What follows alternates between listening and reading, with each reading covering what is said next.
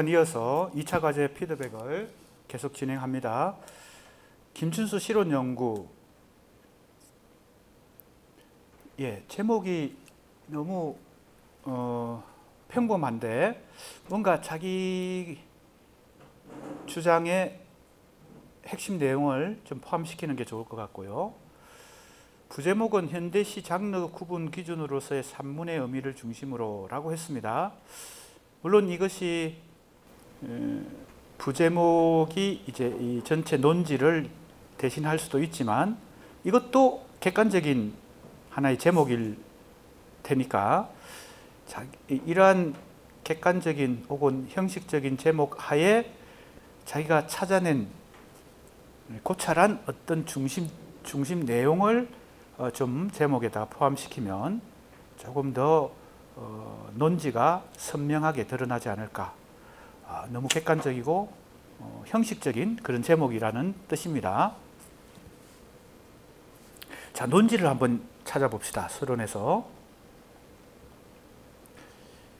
자, 우리가 이 교재와 또 수업 시간 강의를 통해서 공부한 내용 뿐만 아니고 뭔가 자기가 새롭게 찾아낸, 발견한 자기 나름의 생각들, 이것이 좀 중요한데요. 과제물에서 시 형태에 따라 시의 장르를 정형시, 자유시, 산문시로 구분할 때 사용된 산문의 개념이 다층적이다. 이것이 일단 문제 설정입니다. 산문 개념이 다층적이다. 사실은 김춘수 초기시론에서 굉장히 중요한 요소인데요. 지금 이 문제 설정이요. 그 모든 개념을 산문이란 말로 표현하는 것에서 발생하는 모성의 문제가 두드러졌다. 따라서 본고에서는 텍스트는 김춘수 실론 전집입니다. 수록된 4권의 저서, 첫 실론집 한국현대시 형태론, 두 번째 실론, 세 번째 또 실론, 네 번째 의미와 무의미에서 한국 현대시의 형태 구분과 관련된 논구를 비교 분석함으로써 개념 정의를 명료히 하고 새로운 인식을 도출해 보려 한다. 상당히 문제의식과 문제 설정이 야심적이고 또 그 대상으로 삼는 텍스트도 4권이나 되고 거의 전집을 대상으로 지금 산문이란 개념이 가지고 있는 모성을 추적해 본다라는 것인데 문제 설정도 나름대로 의욕이 있는 좋은 문제 설정을 했다고 봅니다. 이제 본론에서 과연 어떻게 접근하고 있는지 궁금한데 한번 살펴보겠습니다. 실론에서 1장 운율, 이미지, 유추, 그 하위 항목이 바로 정형시, 자유시, 산문시다. 그래서 이 3가지 형태를 한국 현대시의 형태를 3가지로 유형하고 있음을 다시 한번 확인할 수 있고요. 음이율, 음수율, 음보율 등의 운율을 갖춘 문장을 일단 운문으로 이루어져 있으면 정형시, 운율을 갖추지 않으면 산문. 그래서 자유시 혹은 또는 산문시에 해당하는 것이다. 자, 그러면 자유시와 산문시의 구분을 행구분의 유무를 기준으로 이루어지는 것으로 파악한다. 자, 이렇게 했습니다. 자, 사실은 상식적인 구분인데 행이 있냐 없냐, 행 구분을 하면 자유시고 없으면 산문시다. 이게 너무 우리의 상식에 평범한 상식인데 그래서 지금 이제 문제의식을 가지고 이 분석을 하고 있습니다. 이 과제물 작성한 학생이요. 꽤나 명쾌해 보이는 구분 기준임에도 그 안에 추가적인 해명이 필요한 지점이 숨어 있다. 자, 운문과 산문이라는 문체를 기준으로 정형시와 다른 둘을 구분해내는 것과 관련해서 산문 개념이 가지고 있는 의미는 다층적이다. 자, 그래서 지금 이 문제의식을 가지고 김춘수의 이 실론을 고찰하고 있습니다. 상당히 문제 설정과 의욕이 좋았다고 생각되는데 조금 더 들어가 봅시다. 산문이라는 개념이 다만 율격과 같은 형식적 측면뿐만 아니라 내용적 측면과도 연관된 개념을 알 수 있다. 예, 이것은 우리가 그 수업 강의 마지막 시간에 김춘수 부분을 공부할 때 주로 공부했던 내용이죠. 산문이라고 하는 이 개념이 형식적, 즉 형태적 요소도 가지고 있고 속성, 내용적 요소도 가지고 있다. 그리고 그 내용적 요소로는 토의적이고 비판적이다. 그죠? 비평적이다.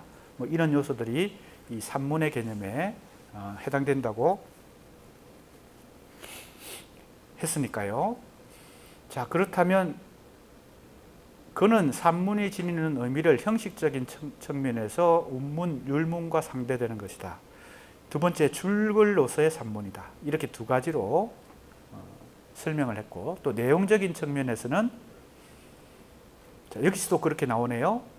창조적 문학에 상대되는 비창조적 문학이다. 이걸 이제 그 첫 번째 실론집 한국 현대시 형태론에서는 토의적이다 이렇게 말했죠. 토의적이란 말이 이제 이 창조적이지 않은, 그러니까 예술적이지 않고 뭔가 좀 이렇게 설명적이고 토론적이고 토의적인 것, 이것을 이제 내용적인 측면에서의 산문으로 정의했는데, 이 책 335쪽 각주 1번이 지금 나옵니다.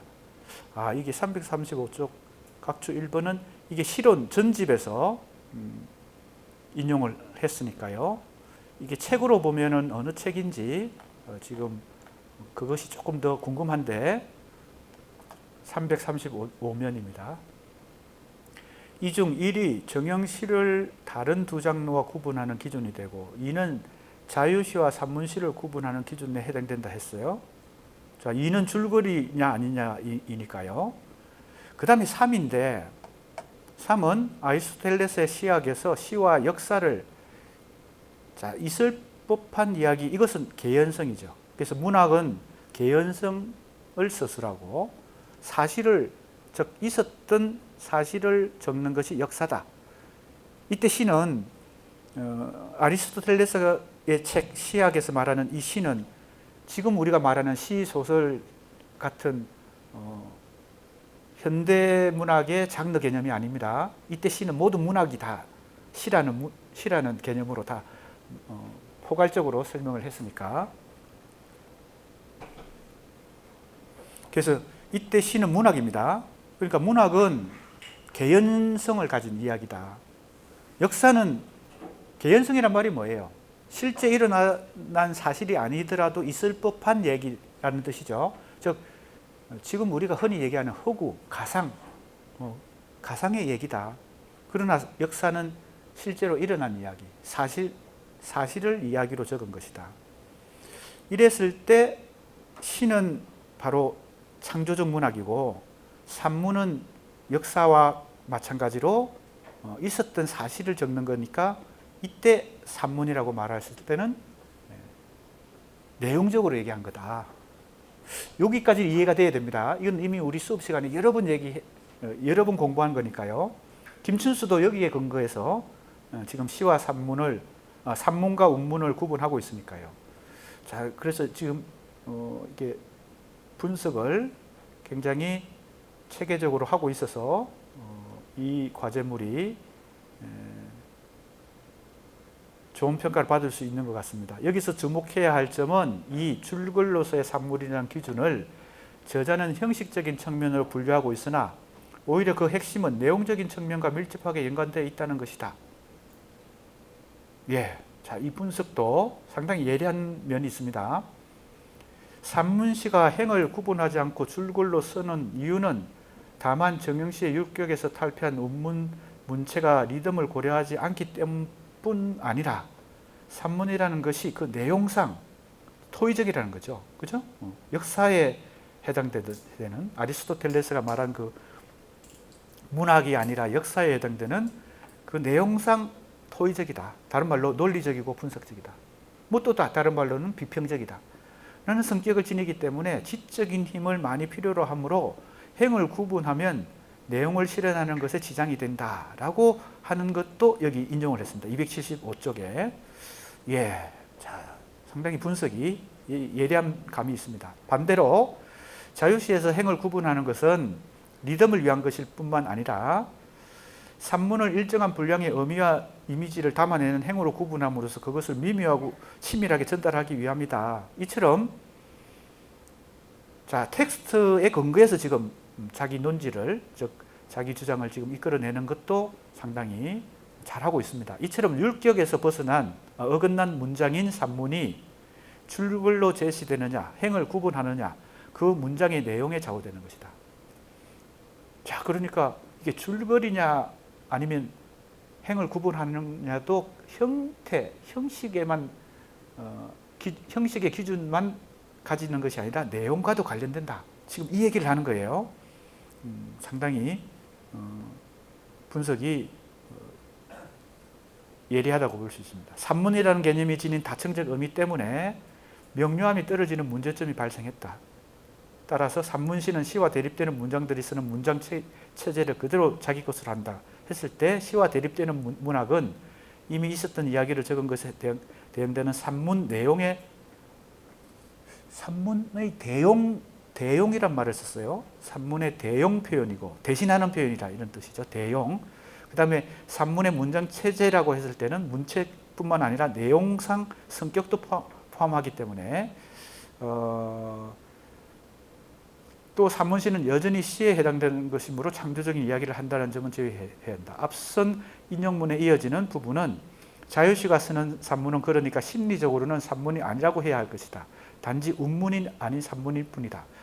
예, 그러니까 김춘수가 어떤 운문과 산문이라고 하는 것이 가지고 있는 형식적인 기준과 내용적인 구분을 잘 분별하고 그것을 설명하고 있음에도 불구하고 실제로 자기 책을 서술할 때 이러한 것이 모호하게 적용이 됨으로 해서 좀 더 분명하게 설명되어야 될 부분이 모호하게 설명되고 있다고 지금 이 발표자가 분석을 하고 있는 것입니다.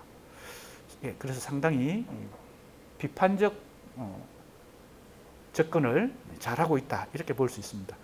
뭐 우리가 김춘수든 김수영이든 뭐 김종길 비평가든 그들이 한 말이 다 옳다고 그냥 인정하고 연구하는 것보다 계속 그죠 따져가면서 비판적으로 해봐야 그것이 제대로 된 연구가 되죠. 그래서 지금 이 발표문은 그런 점에서 상당히 칭찬할 만하다 이렇게 보여집니다.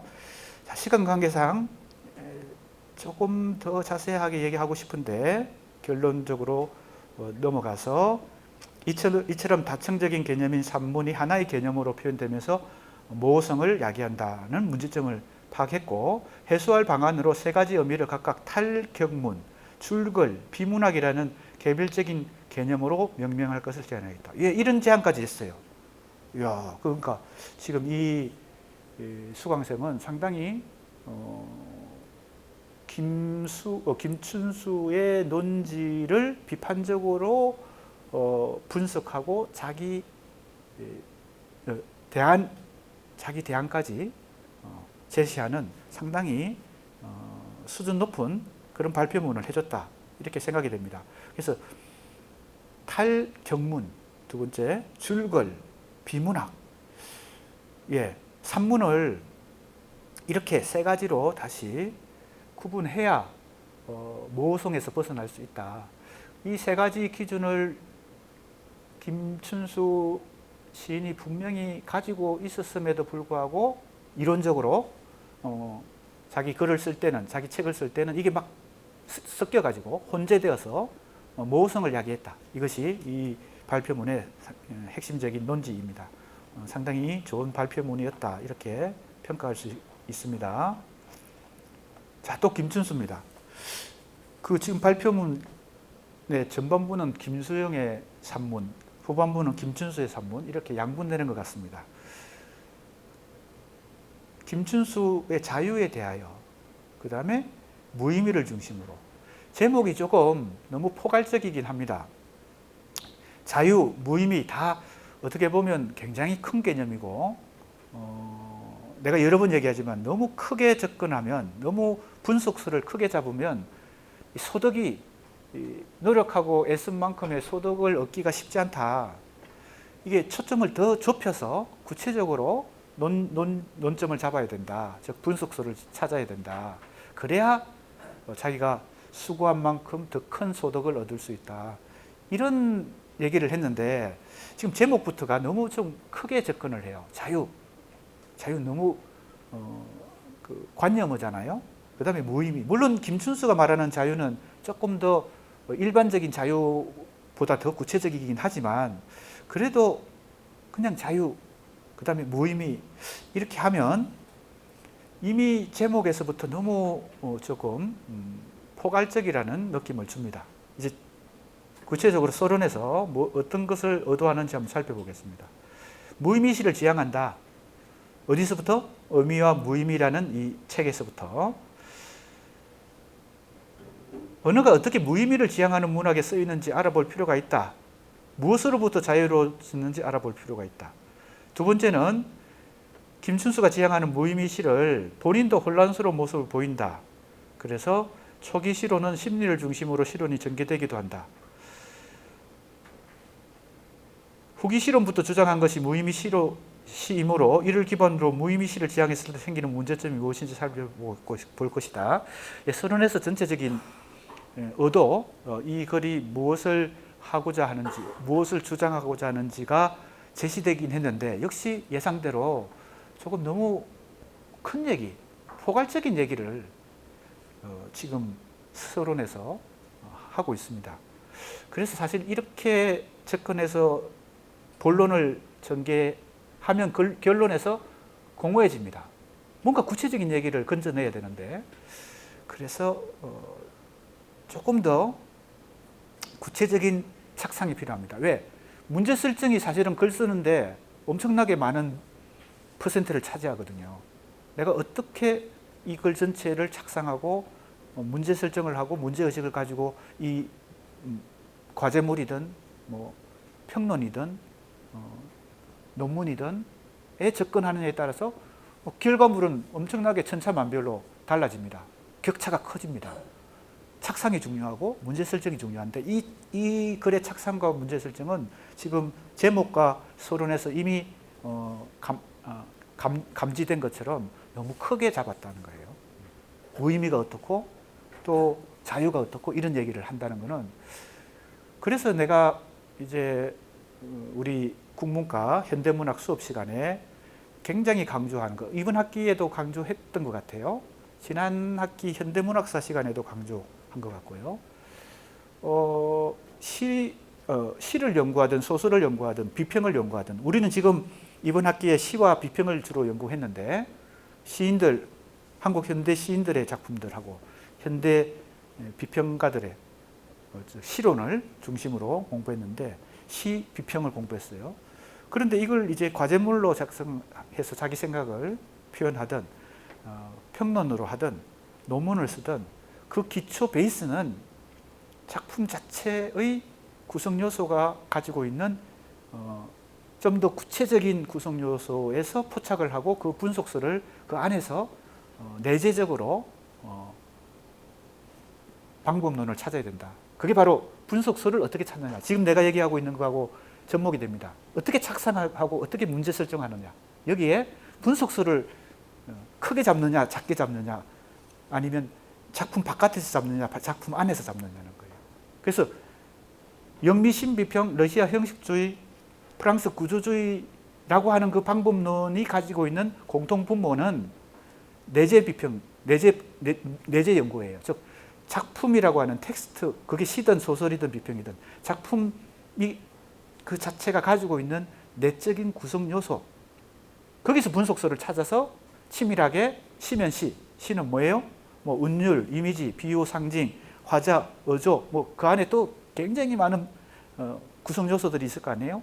하이 범주로 다 찾아보면요, 뭐 그 안에는 뭐 언술 구조도 있고 리듬도 있고 뭐 이미지 안에서도 뭐 온갖 하이 유형들이 범주들이 찾아지겠죠. 색채 이미지, 뭐 운동 이미지, 뭐 그러면 이제 우리는 지금 비평을 하고 있으니까 비평도 마찬가지로 그 비평 자체가 갖고 있는 내적 구성 요소들을 더 치밀하게 분석서를 포착할 필요가 있다는 겁니다. 그래야 뭐예요? 조금 더 치밀한 얘기를 하고 더 구체적인 얘기를 하고 더 예리한 얘기를 할 수 있죠.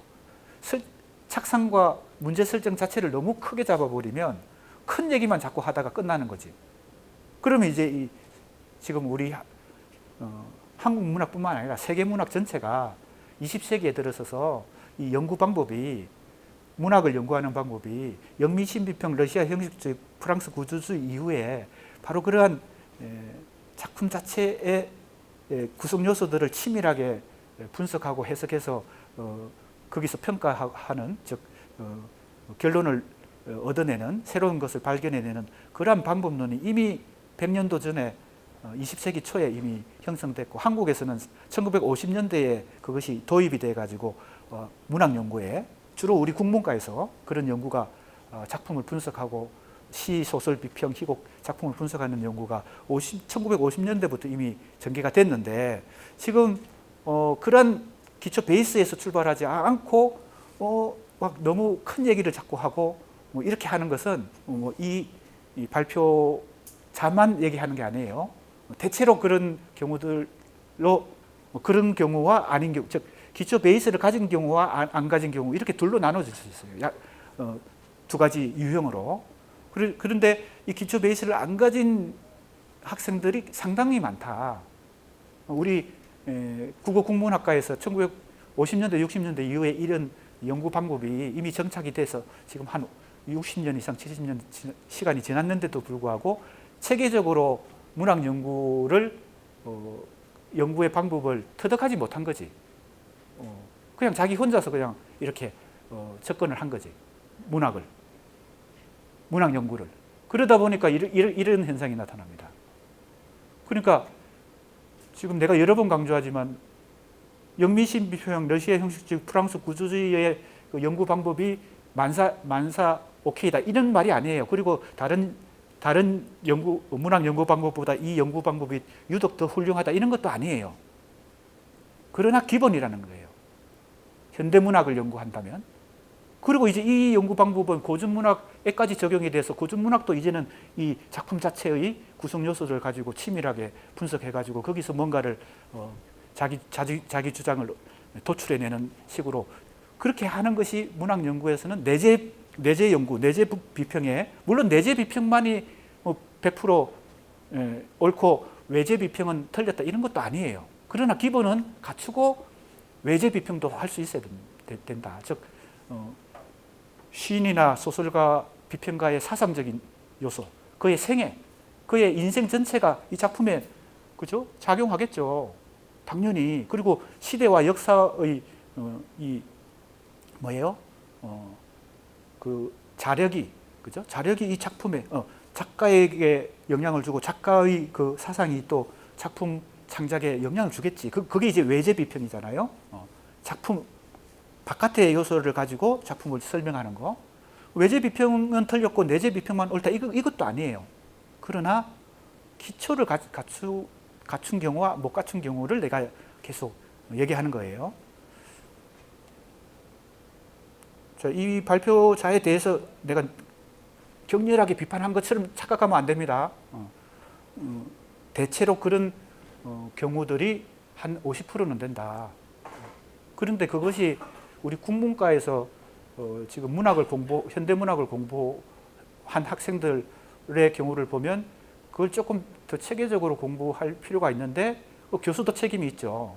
그리고 이제 학생들도 이게 뭐 이러한 것을 한 번도 안 들어보고 내가 지금 얘기한 것도 한 번도 안 들어보고 지금 이 수업을 들을 수도 있고 하니까. 자, 그래서 한번 보겠습니다. 김춘수가 작시법을 겸한 시론에서는 언어와 리듬에 대해서 얘기한다. 아직은 무의미 시를 지향하지 않았지만 언어에는 새로운 내용을 불어넣어야 한다. 언어의 의미 그대로를 가지고는 안 된다. 언어가 이중, 삼중의 의미를 가지고 복잡 미묘한 빛깔을 내야 한다. 예, 이건 언어 일반에 대한 얘기예요. 자, 일상의 의미를 가지고 존재하는 언어, 그 언어들을 비유를 활용해서 표현해야 한다. 자, 어찌 보면 이런 얘기들은 시적 언어에 대한 가장 일반적인 얘기들이고 김춘수도 그런 얘기를 하는 거겠죠. 김춘수가 초기에는 무의미를 지향하지 않았다. 자, 즉 그러니까 비유를 가지고 언어를 비유적으로 활용해야 한다 할 때는 이미 원관념을, 즉 의미를 전제하고 얘기하는 거니까요. 무의미를 지향하지 않았다. 언어를 비유적으로 표현한다는 것은 의미를 부여한다는 것이다. 놀라운 것은 김춘수의 초기 실론에서 무의미시에 대한 구조를 찾을 수 있다. 무의미를 만드는 방법을 리듬을 사용하는 것이다. 예, 리듬을 통해서 무의미를 만들어내는 방법이 있겠죠. 왜냐하면 음악을 통해서 의미로부터 멀어지거나 의미로부터 벗어나는 방법론을 찾을 수 있으니까요. 하지만 여기서 말한 무의미한 시는 후기에 말한 것과는 구별된다. 예, 초기 실론에서 후기에 나오는 무의미 실론의 그 즉 이제 전제를 찾아볼 수 있다는 얘기인데, 대체로 전체가 너무 좀 일반론적이고 상식적인 논의를 계속 진행하고 있습니다. 그래서 지금 이 학생도 아까 내가 얘기한 경우에 속하는데, 조금 더 기초 베이스를 가지고 문학 연구를 하는 훈련을 해야 이 문장들이 갖고 있는 굉장히 상식적이고 평범하고 너무 일반론적인 이런 정도의 이런 레벨에서의 얘기에서 조금 벗어나서 수준을 높일 수가 있습니다. 김순수가 말한 리듬으로 의미를 전달한다는 것을 정형시라고 볼 수 있고, 예, 뭐 그렇게는 볼 수 있는데 이것도 굉장히 일반적이고 원론적인 얘기인데요. 리듬으로 의미를 전달하는 것을 정형시다. 이 말은 맞는 것 같기도 하고 부정확한 얘기 같기도 하고 좀 그렇습니다. 왜냐하면 이게 문학 전문적인 용어들을 사용하지 않고 그냥 일반적인 일상어들을 가지고 그냥 평범하게 얘기를 하는 정도라서, 이게 리듬으로 의미를 전달하는 것은 정형시다. 리듬으로 의미를 전달한다? 이게 너무 상식적인 얘기라서요. 형태시로도 볼 수 있다. 우선 형태시로 볼 때는 그 예로 돌각담을 들 수 있다. 후기의 김춘수는 지성을 써서 이해해야 하는 말은 좋지 않다고 본다. 깊은 의미를 가진 비유적 표현 자체를 지향한다. 예, 문장들이 조금 너무 상식적이고 평범한 수준입니다. 하지만 그렇다고 단일하게 서술적 이미지만을 추구하는 것은 아니다. 예, 서술적 이미지, 그 다음에 비유적 이미지, 이 두 가지 가지고 지금 논의를 진행하고 있습니다. 이 비유적 이미지 중 일부를 좋게 보기도 한다. 자, 무의미시의 혼란입니다. 무의미시는 시와 대상과의 거리가 없어진 데서 생긴 현상이다. 이랬어요. 이거는 이제 김춘수 표현을 인용한 것입니다. 대상과 거리가 생기지 않았으면 시인은 대상을 표현하기 위해 의미를 부여했을 것이고, 대상을 표현하기 위해 대상을 관찰하고 신경 쓴다는 것 자체가, 예, 이 대상과의 거리가 없어진다. 자, 이것은 김춘수가 무의미 시론을 전개할 때 여러 가지 이제 근거를 제시하면서 제시한 것 중에 하나인데요. 사실은 그 연장선에서 이승훈 시인의 비대상시 같은 게 나옵니다. 오교훈 시인의 날 이미지시, 뭐 이런 게 사실은 이 김춘수의 무의미시의 그 뭐예요? 연장선에서 그것을 개성하면서 뭔가 새롭게 그 후속 시인이나 실론가들이 계속 뭐예요? 이 지점을, 김춘수가 개척한 이 무의미시의 지점을 계속 탐구하는 것이거든요. 그래서 이승훈의 비대상시, 그 다음에 오교훈의 날 이미지. 날 이미지가 뭐예요? 날이라고 하는 것은 우리가 생선을 구워 먹을 수도 있고 끓여 먹을 수도 있지만 날로 먹을 수 있는 거, 그죠? 회. 이때 날입니다. 날. 이미지가 날 것이다는 것은 뭐예요? 생자다, 생자. 그러니까 사실은 김춘수가 이 무의미시를 개척한 이후에 상당히 많은 시인들이 이 방향으로 한국 현대시를 계속 개척해 나갔다고 볼 수 있습니다. 나름대로 조금씩 다르게. 지금 여기서 대상과 거리가 없어졌다는 것이 바로 이승훈의 비대상시가 금방 떠오르는 그런 대목입니다. 위에서 언어에 자유를 주면 리듬이 살아난다고 말한 적이 있다. 언어의 이미지가 다른 이미지를 뭉개버리면서 이미지가 없어지거나, 이미지가 의미를 발생시킬 것 같으면 바로 의미를 지워버리고 또 다른 이미지를 구사하고, 이게 이제 김춘수의 무의미시의 방법론 중에 하나였거든요. 지금 그런 얘기를 하고 있어요. 이 발표문에 대해서 내가 약간 비판적으로 지금까지 언급을 많이 했지만, 그래도 이 학생은 자기 나름대로 뭔가 김춘수가 계속 후기 실론에서 주장하고 있는 이 무의미시에 대해서 나름대로 계속 탐구를 하고 있어요. 그런데 이제 역시 아까 내가 얘기한 그 부분을 조금 더 보충하면 더 좋아질 것 같아요. 더 발전이 많을 것 같아요. 더 구체적인 포인트를 찾고 더 구체적인 얘기를 하고, 너무 두리뭉실한 얘기를 하기보다, 일반적인 얘기를 하기보다 더 파고들어서 예리하게 구체적인 접근을 해야 된다. 예, 결론 부분까지 왔습니다. 자, 그 다음에 김수영은 끝없는 모험을 한다. 이 제목도 좀 평범해요. 모험한다는 것은 너무 많은 의미들을 포괄하고 있기 때문에 어떤 모험인지, 구체적으로 어떤 방법을 통해서 모험을 하는 것인지, 모험도 여러 천차만별일 거 아니에요. 그러니까 더 구체적인 얘기를 이 발표문에서 담았다면 그 구체적인 제목을 써야 돼요. 근데 이 제목만 가지고 예단하기는 어렵지만, 제목에서 연상되는 것은 이 전체 내용이 구체성이 좀 부족할 것이다 라는 예감을 할 수는 있어요. 왜? 제목이 전체 내용을 압축했을 테니까. 그래서 지금 문장들도 꽤나 원론적인 얘기들을 자꾸 하고 있어요. 김수영은 시를 쓰는 사람이자 시를 논하고 있는 사람이다. 이 얘기는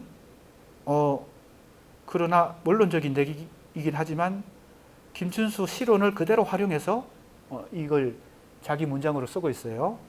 시를 쓰는 경우와 시를 논하는 경우를 김수영의 시의 침을 뱉어라의 핵심 논지 중에 핵심에 있죠. 시를 쓴다는 것, 시를 논한다는 것, 그죠? 시를 쓴다는 것은 뭐예요? 예술성이고, 그것은 모성을 무한대의 혼돈을 추구하는 것이고, 그죠? 대지의 은폐에 해당되고, 시를 논한다는 것은 뭐예요? 그것은 바로 현실성을, 그리고 세계의 계진을, 그리고 시의 내용에 속하는 것이다. 시를 쓴다는 것은 시의 형식에 속하는 것이다. 이런 얘기를 했으니까 그것은 어떻게 보면 상당히 이것을 잘 인용해서 자기 첫 번째 문장으로 삼았습니다. 그 다음 얘기를 그러면 해봐야, 그 다음 얘기가 얼마나 좀 구체성이 있는가를 좀 따져봐야 되는데, 그의 시론의 모호성 때문에 전체의 의미를 해석하면서도 완전히 해석되지 않은 부분은 넘어가는 정도에 거친 경우가 들어 보인다. 그래서 사랑이 해석되는 방식, 사랑에 관심을 가졌네요. 그렇다면 제목도 조금 더 구체적으로 지금 자기가 하려고 하는 이 글의 목적, 사랑의 의미에 대해서 제목도 조금 더 담으면 좋을 것 같고요. 그 다음에 그의 시론에서 공통적으로 드러나는 구조적인 특징을 바탕으로, 그러니까 구조적인 특징 그리고 시론의 세계를 실제적으로 이해해보고자 한다 했는데, 이 문장 하나에서 구체적으로 뭘 하겠다는 것이 잘 안 나타나요. 너무 일반적인 얘기야. 구조적인 특징 중에서 어떤 구조적인 특징, 그리고 실제적으로 이해하는 거, 어떤 걸 실제적으로 이해하는지. 그러니까 지금 한 명이 아니고 여러 명의 지금 발표자들에게 내가 공통적으로 요구하는 것이, 되도록이면 더 구체적인 얘기를 해야 된다. 큰 얘기를 보다는 더 세밀한 얘기를 해야 된다. 그래야 소득이 크다. 먼저 그의 대표작으로 여겨지는 시의 침을 뱉어라의 서두에서 그 독특한 인간성에 주목했다는 것이고, 그 다음에 표현의 모호성, 시의 침을 뱉어라에서 그는 시인으로서 이런 모순이 가능한가?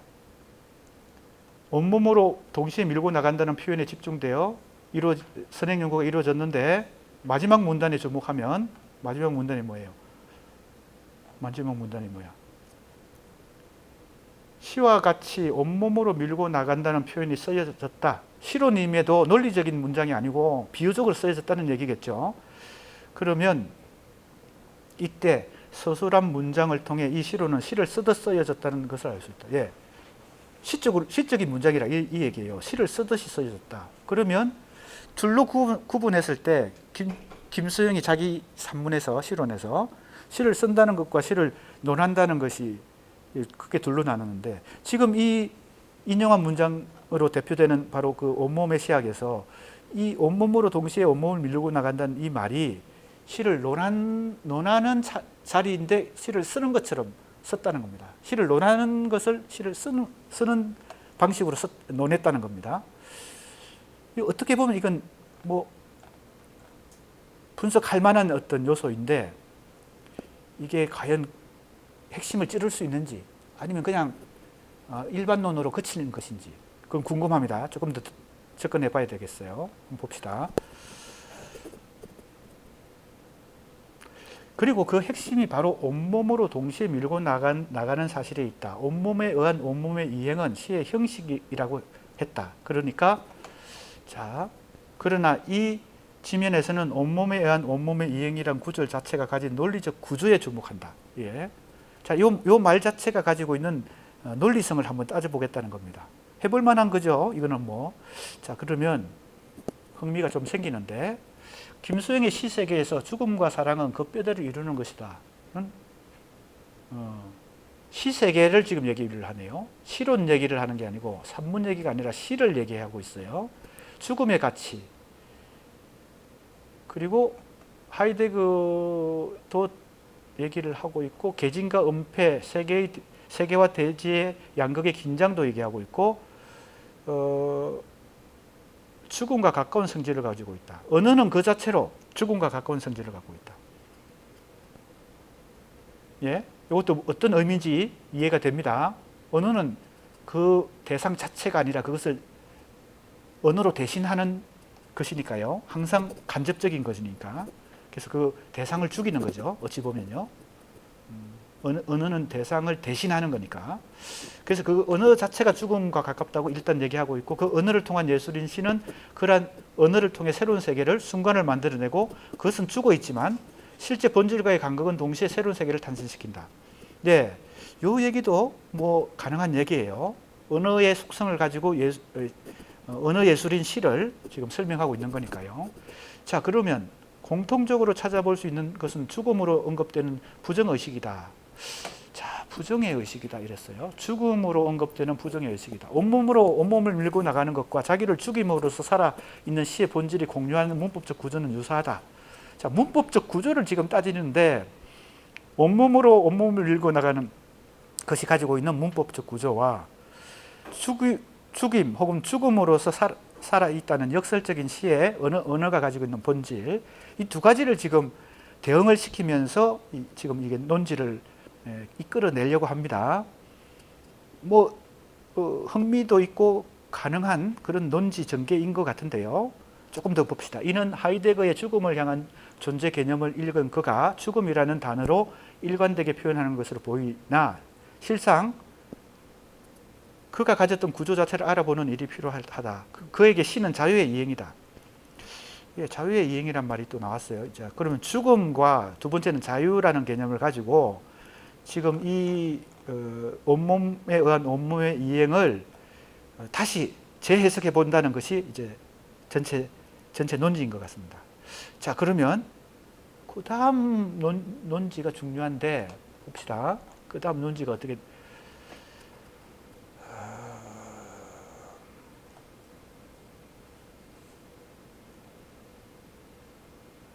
자유의 이행. 자, 그래서 2장으로 넘어갔어요. 이제는 자유와 사랑이라고 해서 자유를 통해서 주로 또 새로운 뭐예요? 지금 그 온몸을 통한 온몸의 이행을 설명해 보려고 하는 것인데, 뭔가 조금 더 나가서 자기 주장을 할 수 있는 대목에서 그냥 조금 넘어간 것 같아요. 조금 그게 아쉽네요. 뭔가 더 자기 논지를 얘기해야 되는 대목에서 그 다음으로 넘어갔어요. 두 번째 이제 자유와 사랑으로 넘어갔어요. 그리고 인용을 했습니다. 그는 당시 그의 시쓰기를 소설을 쓰는 마음으로 하고 있다라고 얘기했을 때, 이때 시쓰기를 소설을 쓰는 마음으로 하고 있다. 오해를 받을 우려가 구태여 밝힌 것은 그가 전하지 않을 수 없는 이야기다. 그래서 반시론. 그는 이 시기에 그 자신을 가리켜 여유가 생겼다는 표현을 한다. 자, 여유가 생겼다는 말은 김수영의 산문에서 하는 말들이 다 자유든 죽음이든 여기 나오는 여유든 다 우리가 그냥 상식적으로 일상 속에서 하는 얘기 그 단어하고는 의미가 상당히 깊이가 다릅니다. 그래서 김수영이 하는 그 자유, 사랑, 죽음, 여유 이런 얘기들을 너무 상식적으로 해석을 해버리면 평범해져 버려요. 김수영의 문학의 깊이가 너무 얇아져 버려요. 그래서 지금 요 대목에 한번 주목해 보겠습니다. 동시에 여유가 생겼다는 것은 곧 불순해졌다면 그만큼 불순해진 것이다. 이런 말을 한다는 거예요. 여유가 생겼다는 것이 불순해진 것과 어떻게 등치되겠습니까? 그러니까 김수영이 얘기하는 여유는 상당히 독특한 여유인데 그걸 이제 파고들어야 돼요. 자유든 김수영이 말하는 자유든 죽음이든 사랑이든 여기서 또 나오는 여유든 또 뭐 서름도 나오고 뭐 온갖 일상적으로 우리가 사용하는 용어들이 많이 나오거든요. 근데 그걸 좀 깊이 파고들 필요가 있어요. 지금 이 학생은 거기에 주목했고 착상도 잘했어. 근데 파고들어야 되는데 그 파고드는 힘이 조금 지금 부족하다 그럴까요? 미진하다 그럴까? 그 아쉬움을 지금 계속 내가 갖고 있습니다. 그 긴장은 어디에서 비롯되는가? 내용의 면에서 오는 것이라고 할 수 있다. 산문을 쓰는 것이 아니며 그러한 마음으로 시를 쓰려고 한다. 이러한 구조는 시인은 자기의 시를 볼 수 없다는 언급에서 드러나 내용의 면에서 완전한 자유를 누리고 있다. 자, 내용의 면에서 완전한 자유를 누리고 있다. 그럼 여기서 우리가 파고들 만한 첫 번째 단계는 내용도 자유를 요구하고 있고 형식도 자유를 요구하고 있다는 거겠죠. 그죠? 이때 자유는 뭐 언론의 자유, 정치의 자유, 이때 그 현실적인 자유가 아니라 시라고 하는 예술 작품이 그 내부적으로 갖고 있는 내용상의 자유와 형식적인 자유. 물론 그 내용상의 자유는 정치적 자유 그리고 언론의 자유 같은 현실적 자유와 끈이 다 있겠죠. 연결되어 있겠죠. 그러나 1차적으로는 시의 내용의 자유와 형식의 자유 사이의 관계를 지금 말하고 있다는 겁니다. 내용의 면에서 완전한 자유를 누리고 있다는 말은 결국 내용이 아닌 형식의 혼잣말이라고 이야기한다. 그가 산문을 쓰는 마음으로 쓰고 있다. 이것도 시라는 것을 이야기하는 구조를 읽을 수 있게 한다. 이러한 방식으로 시의 긴장을 도모하는 것일까? 왜 그럴까? 안정된 생활을 하고 있다고 이야기하고 여유가 생겼다, 둔해진다라는 것으로 설명하는데 그가 말하고 싶었던 것은 그가 좋다고 생각하게 된다는 것이다. 그 자체를 그가 좋다고 생각한다. 이 말은 무엇인가 모르겠네요. 그래서 고개사라고 하고 불안을 느끼고 부정의 문법이 삶에서도 동일하게 작용한다. 생활과 같은 말이었다. 예. 곳곳에서 문맥에 따라 이제 이 자유, 죽음, 사랑, 여유, 뭐 서름, 온갖 일상적으로 우리가 사용하는 그런 시계가 어디 갔지? 시계 여기 있군요. 용어들이 다 조금씩 어떻게 사용되는지를 따져보는 것이 또 하나의 김수영 비평을 산문을 연구하는 방법일 텐데 조금 더 지금 이 발표자의 발표문은 충분히 그 착상을 잘했는데 더 파고들어서 그걸 치밀하게 탐색해 볼 필요가 있다 이런 생각이 듭니다. 그 다음 또 3으로 가네요. 상당히 분량도 많이 지금 작성한 것 같습니다. 사랑으로서 시로 돌아가기. 사랑으로서 시로 돌아가기. 이 말은 우리말로 좀 어색한 표현인데 사랑을 경유해서 시로 돌아가는 것 이걸 얘기하는 것 같아요.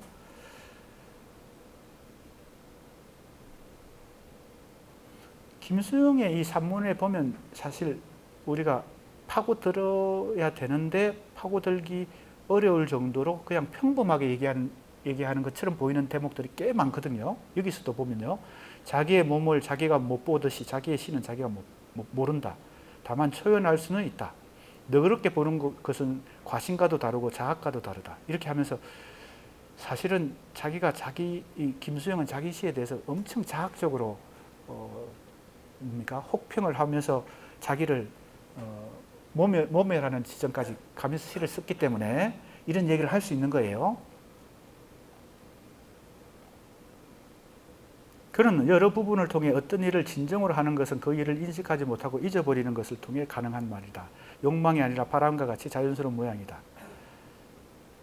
그러지 않은 시는 사기일 뿐이고 피해야 할 일이다. 진정한 가치는 사랑이라는 너그러운 태도와 연결이 되고 온몸에 의한 온몸의 이양으로 다시 돌아가서 새로운 해석을 해볼 수 있다. 시인의 존재 그 자체의 온몸으로 시를 쓰거나 생각을 하거나 이념을 쓰거나 온몸 스스로 밀어내는 부정의 과정이 시를 쓰는 것이라는 해석이다.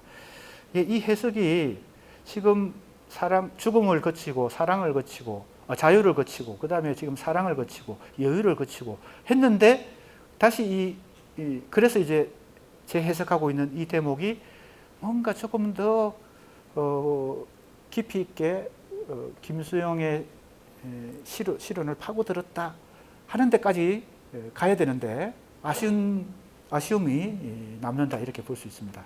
하지만 전체적으로 이 착상과 그리고 에너지, 투자한 에너지 이런 걸 볼 때는 상당히 높이 평가할 만한 그런 과제물이었다 이렇게 생각이 됩니다.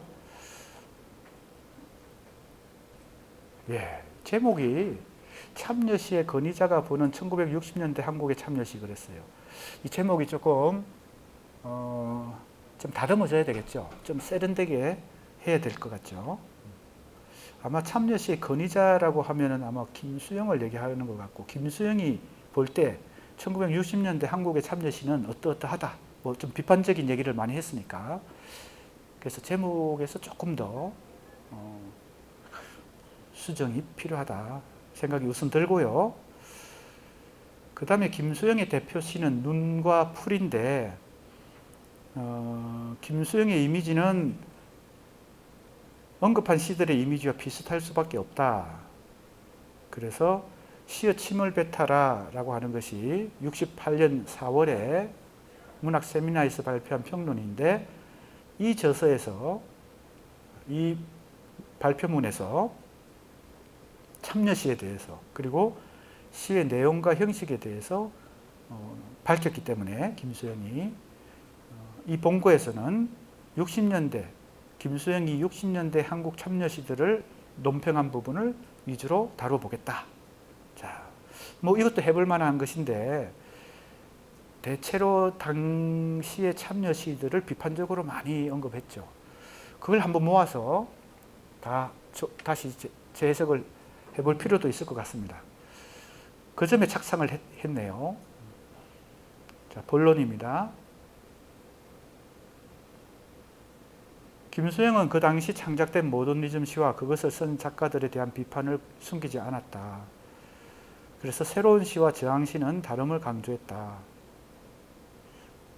박인환의 자본가에게를 예를 들면서 저항시라는 명칭이 무색할 만큼 날카롭거나 혁명적이지 못하다라고 평가했다는 겁니다. 김수영이 당대에 상당히 대중적으로 인기를 끌었던 박인환 시인에 대해서 혹평을 많이 해요. 좀 겉멋이들은 모더니스트라고 얘기를 하죠. 그래서 김수영의 관점이 상당히 많이 통용이 되어서 박인환 시인을 굉장히 이제 가소평가하는 것이 왜냐하면 그만큼 김수영은 한국에서 많은 연구자들이나 비평가들이 높이 평가했으니까 김수영이 박인환을 혹평하니까 박인환의 시와 또 산문에 대해서 많은 사람들이 가소평가한 경향도 있었습니다. 박인환도 좀 본격적으로 혹은 좀 더 객관적으로 연구를 해봐야 될 시인이라고 생각이 되는데요. 아무튼 지금 이 문맥에서는 김수영이 박인환을 비판합니다. 제목을 보면 이 작품은 굉장히 자본가에게라는 제목에서 이미 연상이 되듯이 자본에 대한 저항, 그죠? 이런 것이 나타나는 작품일 텐데 김수영은 비판을 하죠. 그래서 이 작품을 예를 들면서 저항시들의 예시를 들 때 그 시가 충분히 저항성을 띈다고 생각했다. 이랬어요. 필자는 이 뭐예요? 발표자입니다.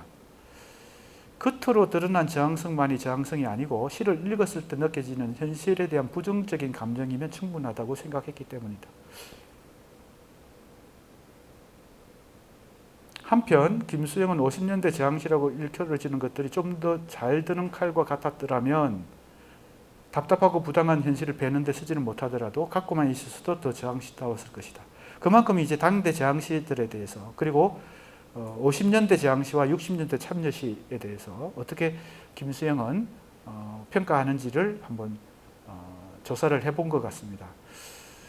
60년대 우리나라 현실이 진정한 참여시 자체를 용납하지 않는다라는 전제를 부정하는, 참여시가 필요치 않은 사회를 가정하고 그 사회에 맞서기 위해서 참여시했다.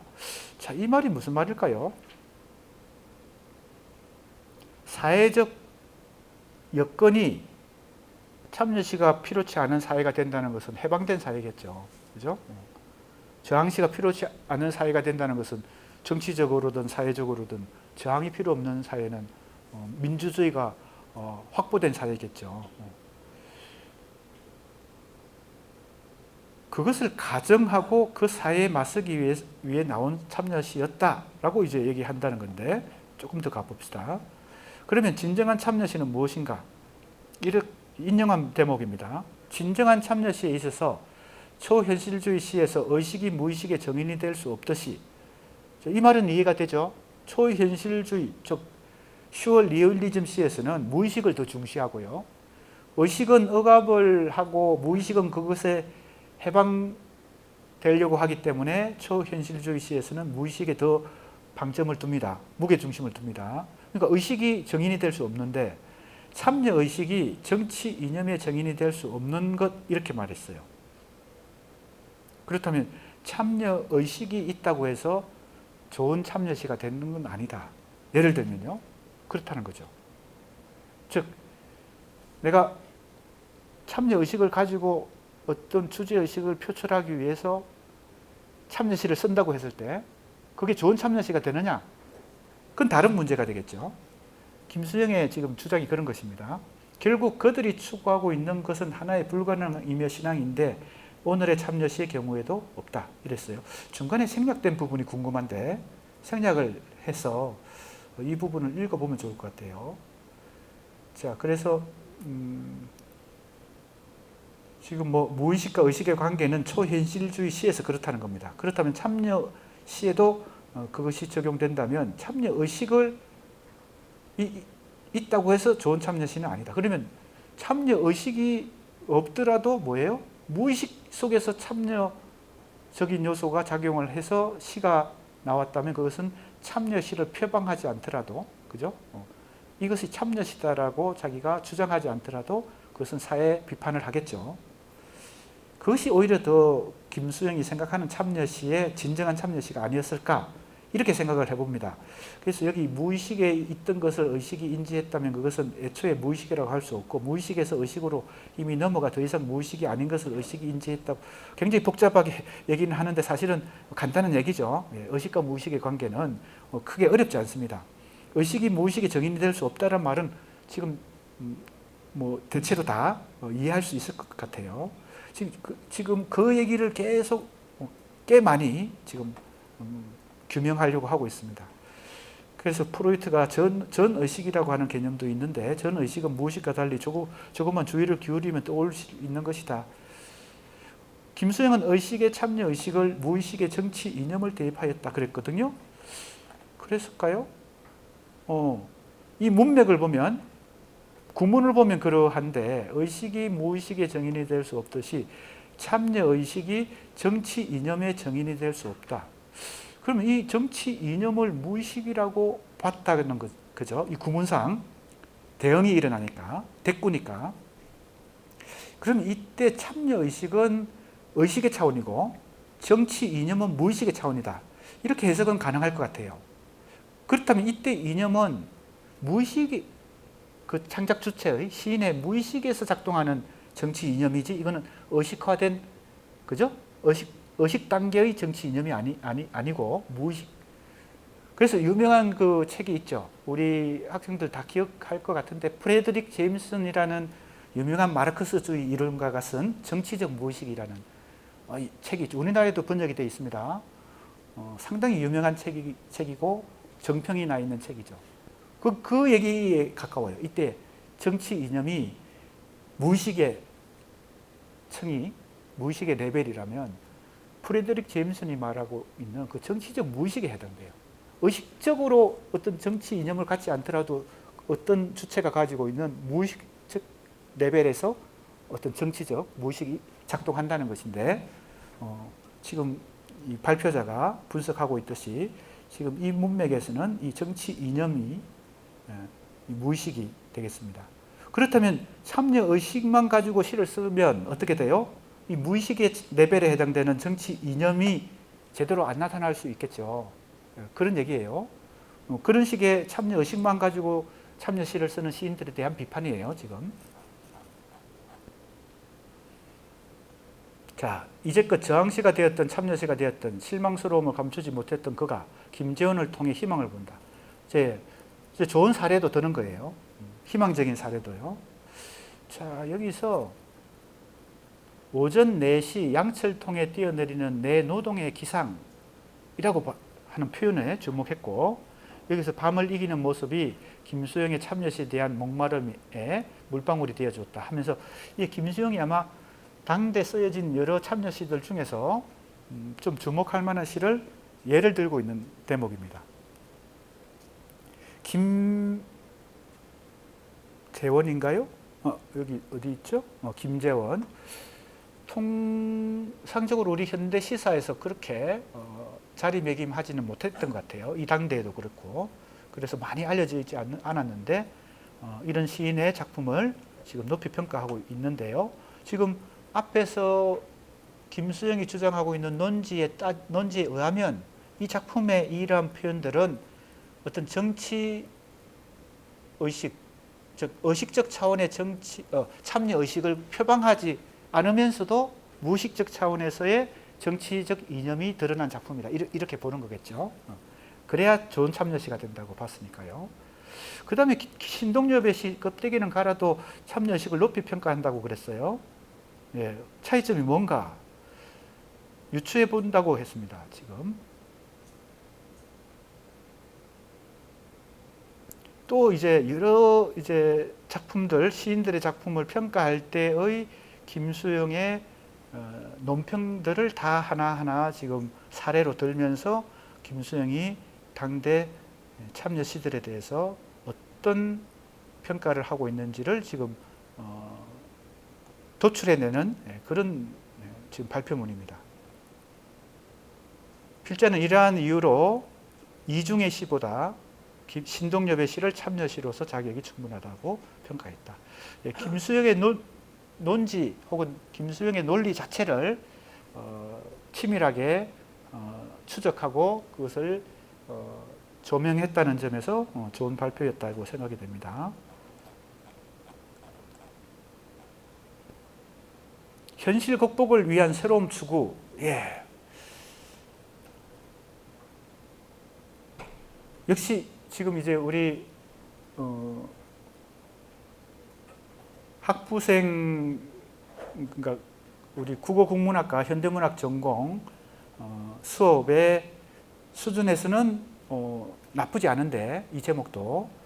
그러나 현실 극복이라든지 새로운 추구라고 하는 것은 너무 뭐라고 할까요?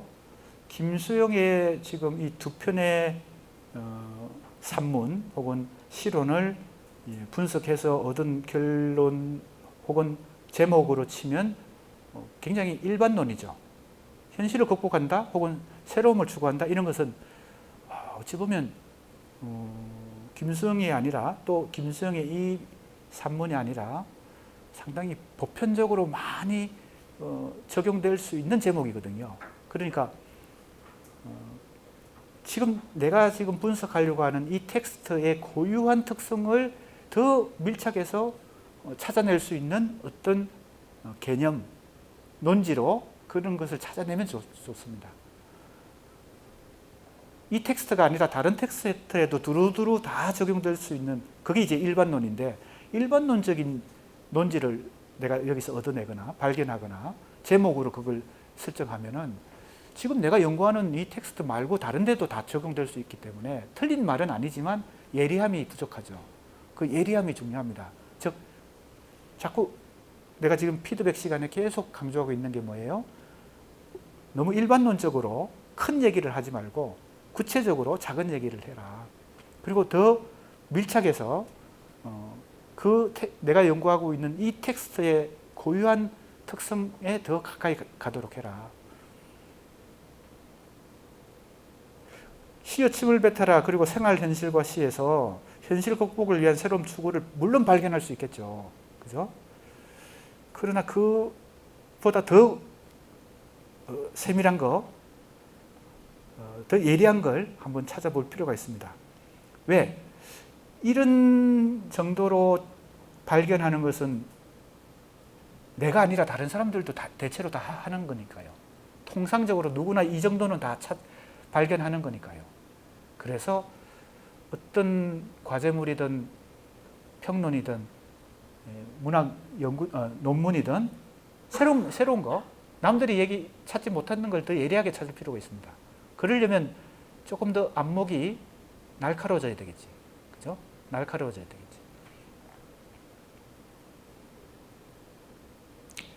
시의 침을 뱉어라에서 형식이 내용이 되고 내용이 형식이 된다는 표현을 형식과 내용의 구분은 무의미하다는 것을 드러낸다. 이것도 너무 단정적이에요. 지금 형식이 내용이 되고 내용이 형식이 된다는 이 말만 가지고 보면 지금 구분이, 그 둘의 구분이 무의미하다 이런 말이 되는 것 같지만 사실은 이렇게 바로 도출을 해내는 것 사이에는 너무 많은 생략이 일어났어요. 그 생략이 바로 너무 건너뛰어서 일반론이 된다는 얘기입니다.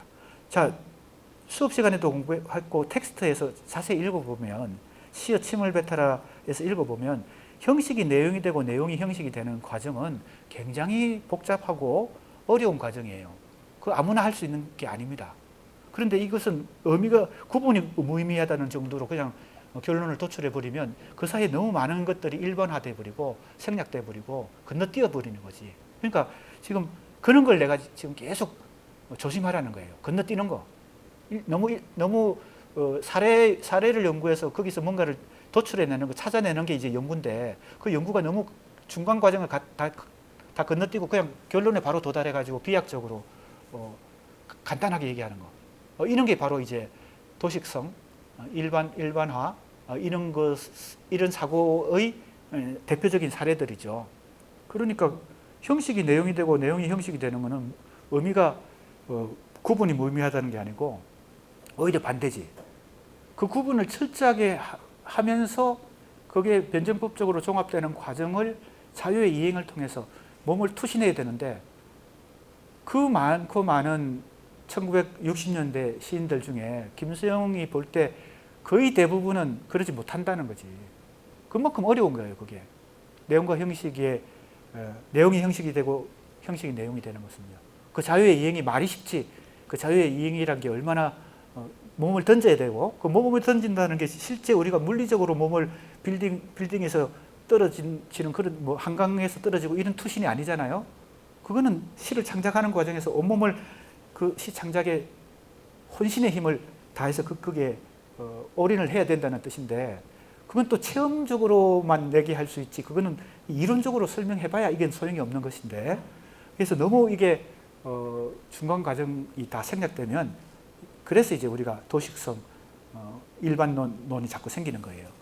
지금 우리 그 학생들에게 내가 이제 계속 요청하는 것은 더 구체적으로, 더 치밀하게 논리를 구사해야 되고 텍스트를 그만큼 더 치밀하게 분석해야 된다.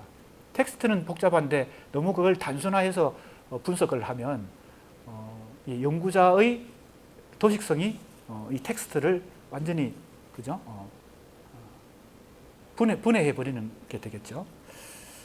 자, 아무튼 조금 더 보겠습니다. 극복 대상으로서의 내용. 자, 내용이 극복 대상이다 이런 말을 지금 했는데, 시의 내용에 반영된 현실을 이겨내야 한다. 시에 대한 사변을 모조리 파산시켜야 한다. 이때 사변은 앞에서 얘기한 시를 논한다는 것이에요. 그럼 이 사변은 논하는 것과 같이 시의 내용에 해당되는 것이고, 그것은 현실성의 차원이고, 그죠? 세계의 계진이고 이런 거예요. 시의 내용이에요. 그런데 시를 사변적으로 얘기한 것들을 또 파산시키는 것은 뭐예요? 이게 불필요하다는 게 아닙니다. 이걸 이겨내야 된다는 것도 아니에요. 그걸 껴안고 들어가서, 그죠? 형식과의 치열한 긴장과 투쟁을 통해 가지고 그것이 뭐예요? 시의 내용이 완전히 사라지는 단계까지 가야 된다는 거예요. 그래서 내용과 형식의 변증법 종합이 말이 쉬워서 그렇지, 그 과정이 바로 자유의 이행인데, 그 자유의 이행을 시 창작 과정에서 실천하는 사람은 상당히 드물다는 겁니다.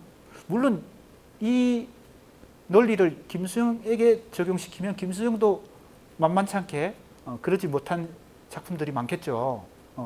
자유의 이행을 제대로 실천한 작품이 몇 개 안 되겠지. 그죠?